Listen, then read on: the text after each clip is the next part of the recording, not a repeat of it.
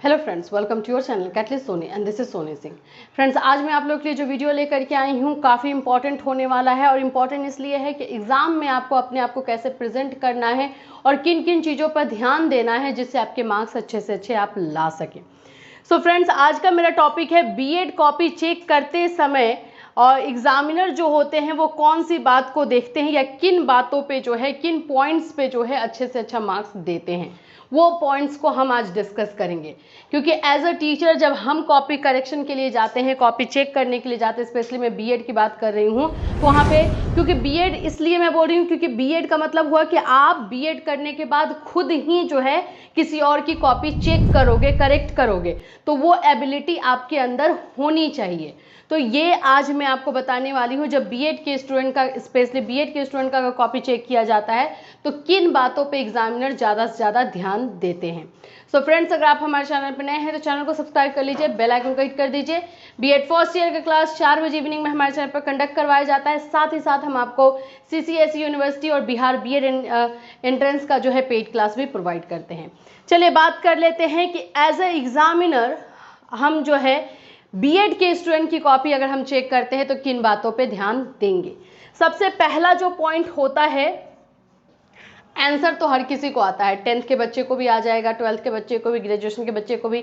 लेकिन बीएड के स्टूडेंट के लिए ये इसलिए ज़रूरी हो जाता है कि जब उसको खुद ही नहीं पता है कि प्रेजेंटेशन क्या होता है तो वो फिर दूसरे बच्चों की कॉपी में कैसे चेक करेगा।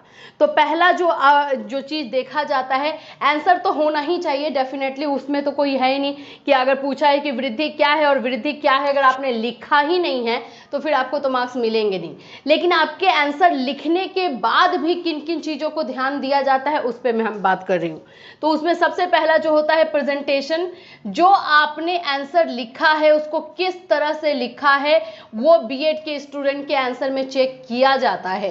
कि आपने जैसे वृद्धि क्या है ये आपको लिख रहे हो तो आपने कैसे स्टार्ट कर दिया, डायरेक्ट लिख दिया वृद्धि की परिभाषा और उसके बाद वृद्धि की परिभाषा में फिलोसोफर का लिख दिया, खत्म। ऐसा किया है क्या? तो नहीं, ऐसा बीएड के स्टूडेंट के साथ एक्सपेक्टेड नहीं हो सकता है। और अगर ऐसा आप कर रहे हो तो आपको मार्क्स सही नहीं मिलेगा। प्रेजेंटेशन का तरीका होता है जिसके ऊपर ऑलरेडी मैं बहुत सारे वीडियोस बना चुकी हूँ कि किस तरह से आपको अपना आंसर लिखना है। पहले अर्थ लिखना है, मीनिंग लिखना है, फिर परिभाषा लिखना है, फिलोसफर्स के जो भी परिभाषा हैं वो लिखना है, फिर कंक्लूजन लिखना है। ये एक पैटर्न होता है और जिस पे आपको मार्क्स मिलता है। तो पहला हुआ प्रेजेंटेशन। दूसरा जो ध्यान दिया जाता है और ध्यान देने वाली जो चीज़ होती है वो आपका होता है कंक्लूजन। मैं कंक्लूजन इसलिए बोलूँगी, कंक्लूजन का मतलब होता है निष्कर्ष। निष्कर्ष जिसमें कि आप अपने पॉइंट ऑफ व्यू लिखते हैं, जिसमें आप ये बताते हैं कि अच्छा ठीक है, ये स्किनर ने तो ये परिभाषा दे दी, पावलोव की ये परिभाषा है, लेकिन मेरा क्या पॉइंट ऑफ व्यू है। आगे चल के आप एक स्किनर और एक पावलोव बनने वाले हैं तो आप अपना पॉइंट ऑफ व्यू वहाँ पे आपको शो करना पड़ेगा। तो आप लिखेंगे उपयुक्त परिभाषाओं के आधार पर मेरे ख्याल से या मेरे अकॉर्डिंग या मेरे अनुसार वृद्धि जो है ये है या वो है, जो भी आपको अपना निष्कर्ष कंक्लूजन देना पड़ेगा। और इस पे मार्क्स आते हैं, ये लिख लीजिए। बहुत सारे लोग बोल रहे हैं नहीं आते, आते हैं। हम कॉपी चेक करने जाते हैं तो ये चीज़ें हमें डिक्टेट किया जाता है, बताया जाता है कि ये सारी चीज़ें हमें देखनी हैं।